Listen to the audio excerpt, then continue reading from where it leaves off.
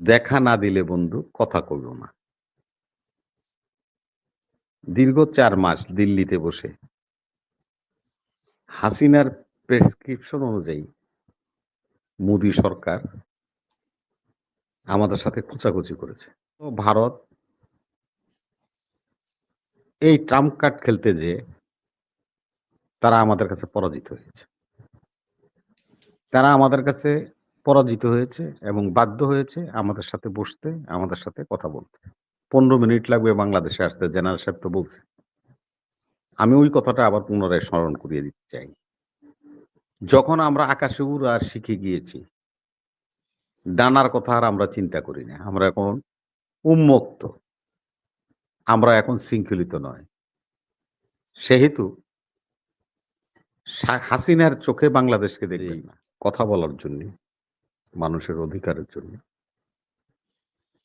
২৪ সালের ৫ই অক্টোবরে আমাদের ছাত্র জনতা রক্ত দিয়ে দেশটিকে একজন স্বৈরাচারের হাত থেকে মুক্ত করেছিল। আজকের এই দিনে সে সমস্ত বীরদেরকে আমি স্মরণ করছি এবং যারা আহত হয়ে নিদারুণ কষ্টের মধ্যে দিনপাত করছেন তাদের প্রতি সমবেদনা জানাচ্ছি। পৃথিবীর সকল জায়গায় সকল মানুষের কথা বলার অধিকার ফিরিয়ে পাক এ আহ্বান রেখে বিজয়ের মাসে সকলকে বিজয়ের শুভেচ্ছা অভিনন্দন জানাচ্ছি আমার দল বিএনপি এবং আমার পক্ষ থেকে। দুজন তো সেনাবাহিনীর লোক, কঠোর মানুষ। ওনারা ওনাদের মতো কথা বলতে অভ্যস্ত। তা আমি একটু শোটাকে একটু একটু শিল্পের দিকে নিয়ে যাই, আর্টের দিকে নিয়ে যাই। একটা গানের ২ কলি দিয়ে আমি আমার বক্তব্যটা শুরু করি। সেটা হলো পাখি উড়ে গেলে তার ডানাতে কিসের ভয়? দেখা না দিলে বন্ধু কথা কইব না। দীর্ঘ ৪ মাস দিল্লিতে বসে হাসিনার প্রেসক্রিপশন অনুযায়ী মোদী সরকার আমাদের সাথে খোঁচাখুচি করেছে। ট্রাম্প কার্ড খেলেছে। লাস্ট ট্রাম্প কার্ড খেললেন হিন্দু ভাইদেরকে নিয়ে। যখন দেখলেন যে না, এই কার্ড খেলেও তারা বিজয় অর্জন করতে পারে নাই, তখন ভারতের পররাষ্ট্র সচিব বিক্রম মিশ্রা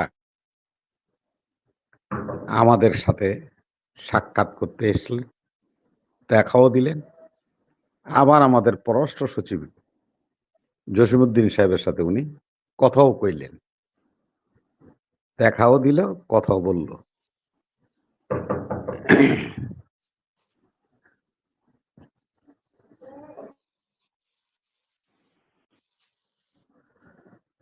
আজকে যে প্রশ্নটা আপনি নিয়ে আসছেন সেখানে আমরা বলতে চাই,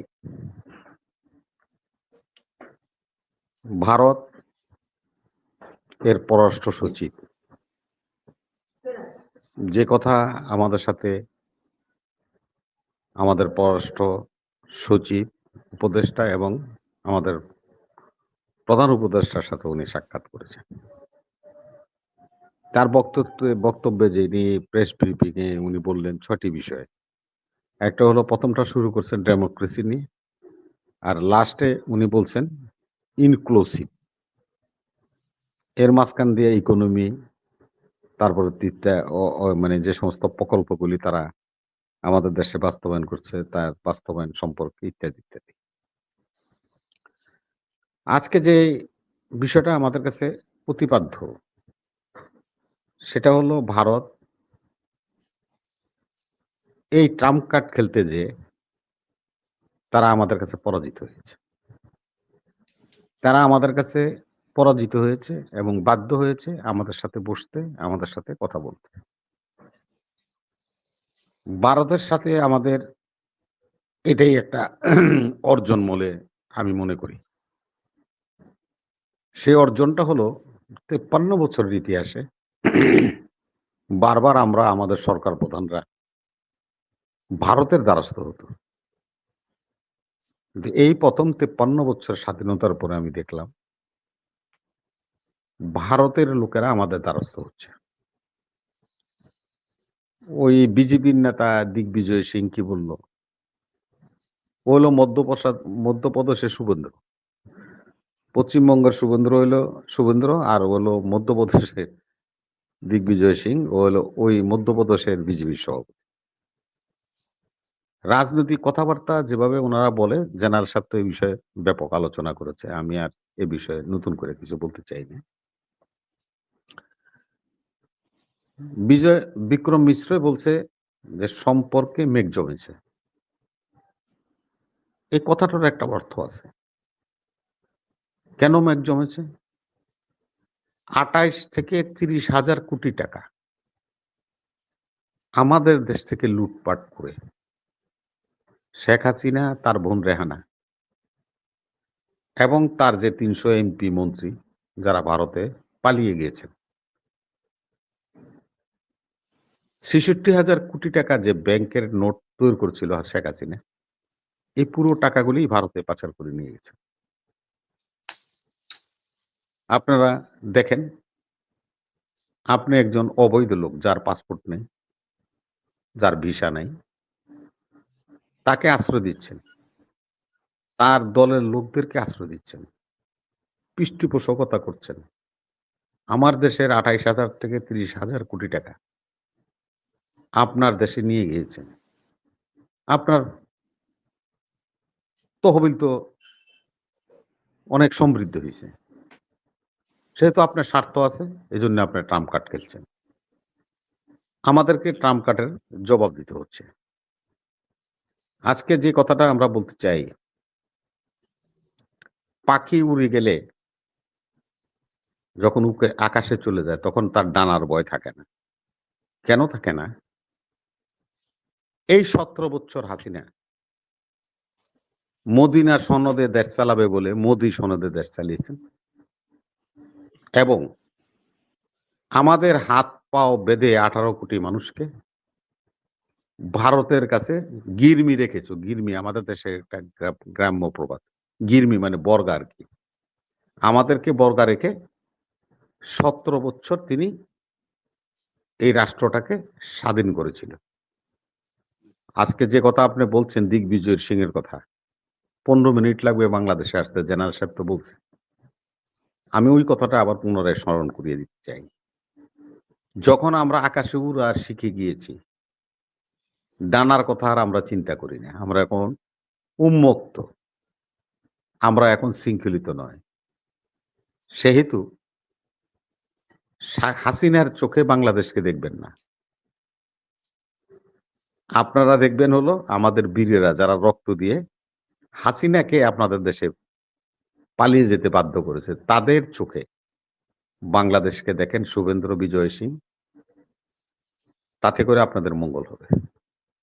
আজকে আমাদের বিজয় কি হয়েছে? ২ টা বিষয়ে বড় ধরনের বিজয় হয়েছে। একটা হলো আমাদের পররাষ্ট্র সচিব বলেছে, আমার দেশের অভ্যন্তরীণ বিষয়ে আপনারা নাক গলাতে পারবেন না। এটা বিক্রম মিশ্র কিন্তু নোট নিয়ে গেছে। আরেকটা কথা তাকে বলেছে যে আমাদের দেশ থেকে পালিয়ে যাওয়া সাবেক স্বৈরাচার হাসিনা ওখানে বসে বক্তৃতা বিবৃতি জনসভা করছে। এটা বন্ধ করতে হবে। ২ টা নোটিশে তার প্রধানমন্ত্রী বা মন্ত্রীর জন্য নিয়ে গেছে। এটা আমাদের বিজয়। আর তাদের পররাষ্ট্র সচিব কি বলছে?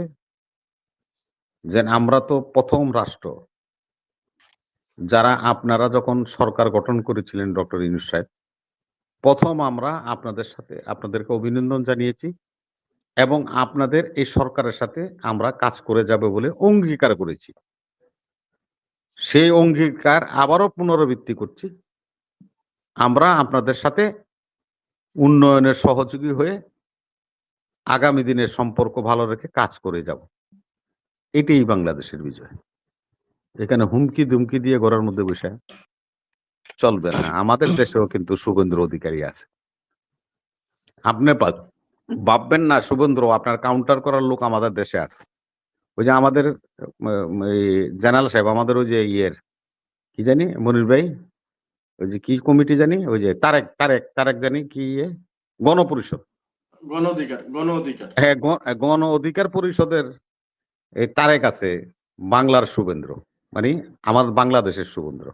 আর আপনি হলেন পশ্চিম বাংলার শুভেন্দ্র। ছেড়ে দেওয়া হবে না ইনশাল্লাহ।